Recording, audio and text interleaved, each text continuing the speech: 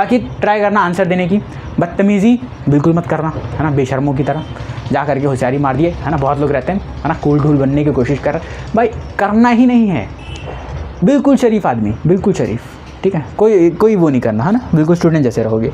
वाह बिल्कुल टेंशन नहीं लेना है ना। मार्क्स तुमको ऐसे भी मिलेंगे चाहे तुम जवाब दो या मत दो, पर ट्राई करोगे अच्छे से अच्छा जवाब देने का, बेस्ट से बेस्ट जवाब देने का। और अगर यार मेरे से पढ़ रहे हो और तुम जवाब नहीं दे करके आए और मुझे ये बात पता चल गई तो सोच लेना तुम्हारा हालत, ठीक है।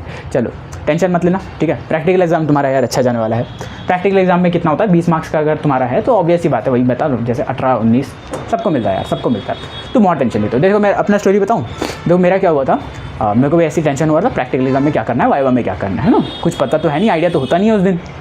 अब उठे, जिस दिन पेपर है उस दिन चले गए, ठीक है, कॉपी वॉपी लिखे थे, कंप्लीट किए थे, मस्त सबमिट करे, ठीक है। चेक नहीं कराए थे, बहुत लोग रहते हैं चेक कराना है, ठीक है, अच्छी बात है चेक कराना, हमने चेक नहीं कराया था, हमने सीधा कॉपी जैसे जैसे मंगा सबमिट किया, ठीक है। हमारे तो कवर भी नहीं थे, तुम कवर करके जाना, ठीक है। कवर करने वालों को ज़्यादा डांट नहीं पड़ती, हाँ, तो कवर नहीं थी, हमको तो थोड़ी बहुत बोल भी दिए, ठीक है, कवर काहे नहीं चढ़ाए हो, बोले सॉरी सर। फिर वो क्या ही करेगा, प्रैक्टिकल एग्जाम है, तुमको वापस थोड़ी ना भेज देगा, ठीक है। सबमिट कर लिया, कॉपी सबमिट हो गई।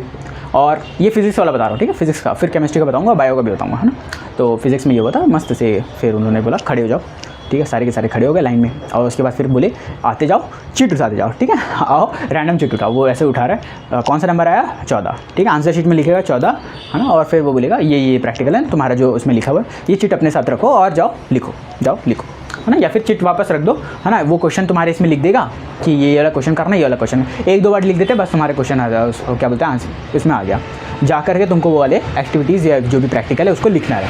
परफॉर्म करना नहीं करना तुम्हारे हाथ में है, तुम्हारे हाथ में है, तुमको बोल देंगे अगर तुमको परफॉर्म करके करना है वेरी गुड करो, और अगर नहीं करना है आंसर लिखना, आंसर लिखो और सबमिट करो, ठीक है। क्योंकि लिमिटेड टाइम रहता है ना, लिमिटेड टाइम रहता है, तुमको भी पता है ना, बहुत ज़्यादा देर नहीं देते, तो वहाँ पे नॉर्मल सा टाइम रहता।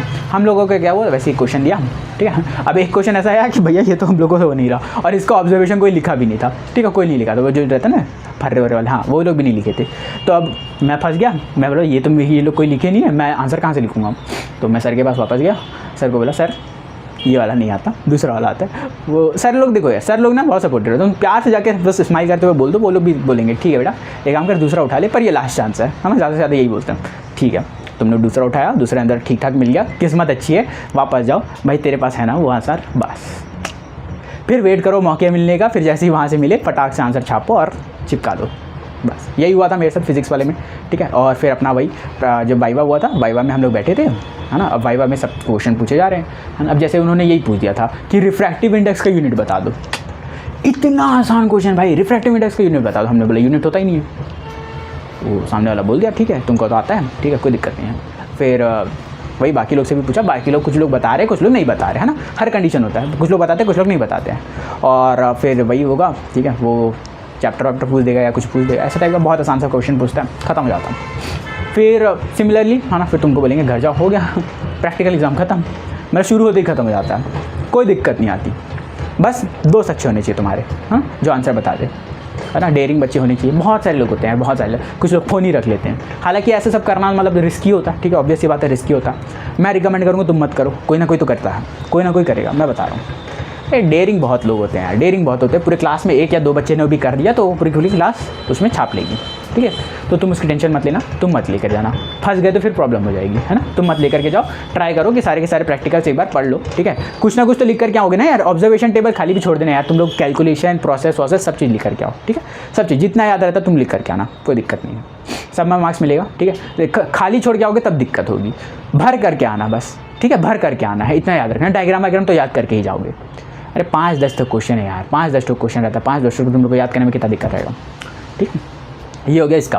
केमिस्ट्री का तो बहुत सुभान अल्लाह इतना अच्छा गया था, ठीक है। कैसे बस गए हम लोग, ठीक है, प्रैक्टिकल एग्जाम वाले दिन हम लोग को बेंच में बैठाया गया, सबको बोला अपनी अपनी प्रैक्टिकल कॉपी उठाओ, है ना। वो लोग क्या पहले सबमिट करवा लिए थे, फिर बोले अब अपनी अपनी प्रैक्टिकल कॉपी उठाओ, ये नहीं बोले कि पहले से ला के सबमिट करो, पहले से सबमिट करो, अब बोले प्रैक्टिकल कॉपी लो, आंसर लिखो, है ना, ये क्वेश्चन तुम्हारे सामने बोर्ड में लिखे हुए हैं, है ना, ये सारे क्वेश्चन नोट करो, आंसर लिखो, और उसमें और डिवाइन खेल देते हैं उन लोग, ठीक है, और वाले ये वाला करना, इवन रोल नंबर वाले ये वाला करना, बस आंसर लिखो, कॉपी बंद सबमिट, कॉपी बंद सबमिट, आंसर शीट सबमिट, जाओ आंसर शीट लेकर के वाइवा दे करके वापस आ जाओ।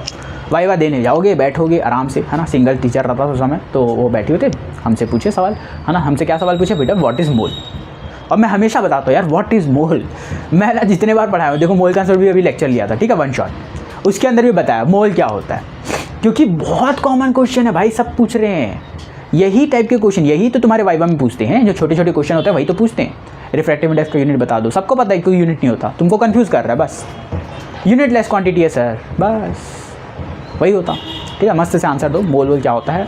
1-2 क्वेश्चन पूछता है, छोड़ देता है ना, तुम जवाब दे रहे हो तो छोड़ देगा, 1-2 क्वेश्चन वरना और पूछ लेगा, फिर बोलेगा बेटा, अगर तुमने बिल्कुल ही जवाब नहीं दिए तो बोलेगा बेटा एग्जाम आ रहा है पढ़ लेना, ठीक है। तुमको बोलना है okay sir, thank you sir, sorry sir, bye bye, smile करते रहना, स्माइल करते रहना, है ना। कुछ भी इधर उधर नहीं बोलना, कुछ भी आगे पीछे नहीं बोलना, बस जितना बोला बस खत्म।